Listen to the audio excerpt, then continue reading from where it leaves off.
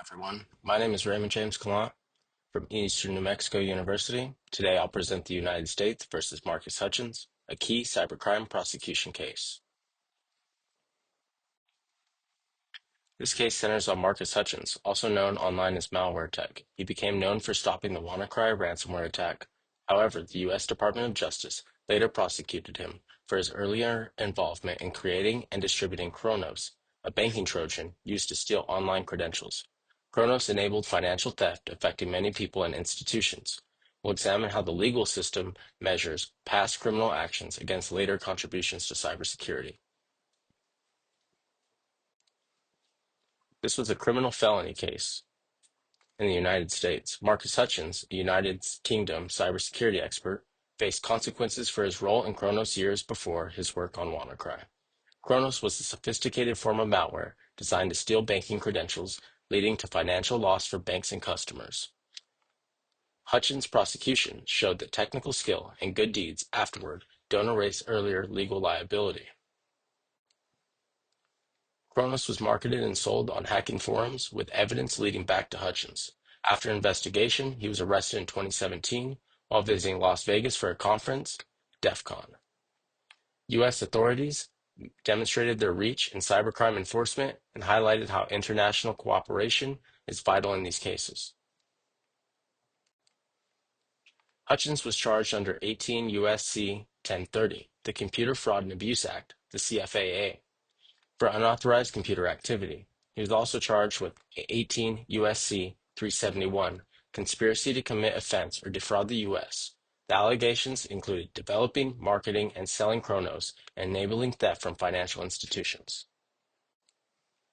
The prosecution was led by the Department of Justice in Wisconsin and the FBI Cybercrime Unit. Hutchins, a United Kingdom national, was tried in U.S. District Court in Milwaukee. The case is an example of how U.S. courts assert jurisdiction for cybercrimes affecting American entities, no matter where the defendant lives. Key evidence presented by the prosecution included the source code and metadata linking Kronos to Hutchins, forum advertisements tied to his online aliases, and payment records documenting Kronos transactions to his accounts. A technical timeline established Hutchins' direct involvement in development and marketing.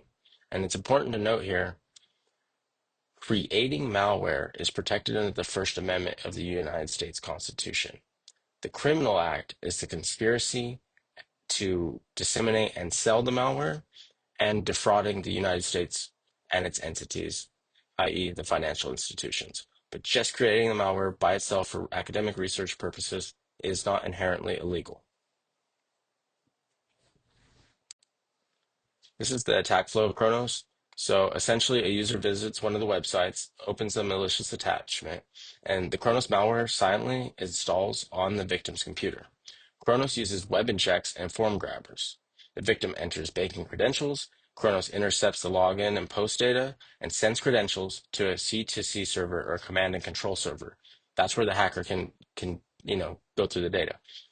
Attackers access stolen credentials for financial theft and banking fraud. Malware updates itself and evades antivirus detection. Now, it's also important to understand that you don't necessarily have to go in and take the money out of the bank account in order to profit from this. Simply selling the data itself is very lucrative. Kronos was sold online, and it was made easy for buyers to steal banking information. Once deployed, it captured login information and sent it to the attackers. By selling Kronos, Hutchins provided the tools for large-scale credential theft and enabled further financial crime. Forensics experts testified how Kronos code matched files authored by Hutchins. Payment and forum logs added further proof. The technical investigation established a clear link between Hutchins and the malware, supporting the prosecution's claims, so he didn't have any real way to deny it. Prosecution argued that Hutchins knowingly enabled bank fraud by building Kronos and making it accessible to criminals. They emphasized that technical skill can excuse criminal behavior. Prosecution relied on forensic analysis, digital evidence, and expert testimony to support their case.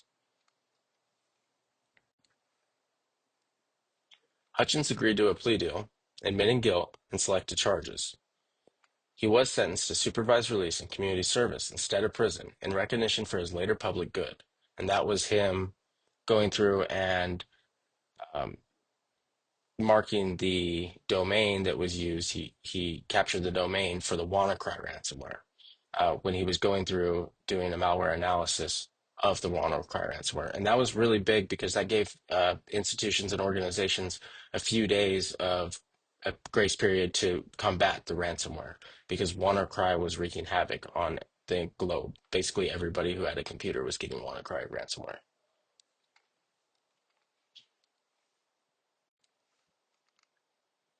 This case raises questions in cyber law. Should criminals who later help society be granted leniency? In prosecution, the priority is deterrence and accountability for financial harm. But in defense, one can argue for redemption if someone makes a significant positive impact. The case shows the importance of balancing deterrence and rehabilitation. Here's some of my references, so you can screenshot this and look them up on your own. In conclusion, this presentation draws on court documents, Department of Justice releases, and technical analysis. These sources cover both the prosecution's case and broader legal context for cybercrime.